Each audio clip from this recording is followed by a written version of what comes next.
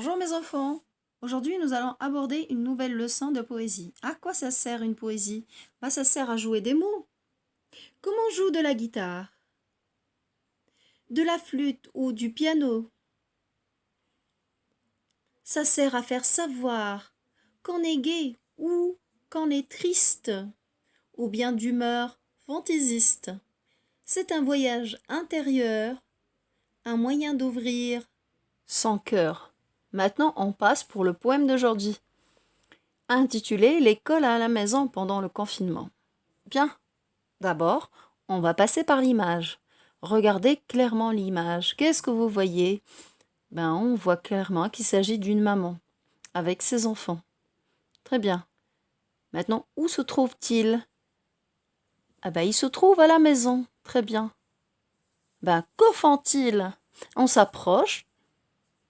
Il y a sur la table une trousse. Il y a les affaires scolaires. Donc, que font-ils? Ils sont en train de travailler. C'est l'école à la maison pendant cette période de confinement. Bravo. Voilà même le message d'une maman en bas de la photo. Il vous dit pendant le confinement, l'école à la maison me fait réaliser les difficultés, mais aussi la beauté du métier d'enseignant. Bien. Maintenant, on passe pour la lecture du texte de poésie. L'école à la maison. L'école à la maison pendant le mois de mai, je reste à la maison. L'école à domicile, quelle organisation! Je reste en pyjama pour faire mes soustractions. Je mange du chocolat en faisant mes additions.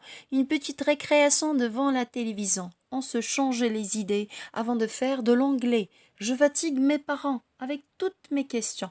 Mais c'est vraiment marrant. Leur nouvelle profession. Un papa prof de maths, une maman qui a hâte de me parler d'histoire. Faite par la maîtresse. Bien. En bas, on a noté l'explication des mots difficiles. Marrant, comique ou drôle, ludique. Ce jeu debout était ludique comme exemple. A, c'est la vivacité ou la rapidité par laquelle on fait quelque chose.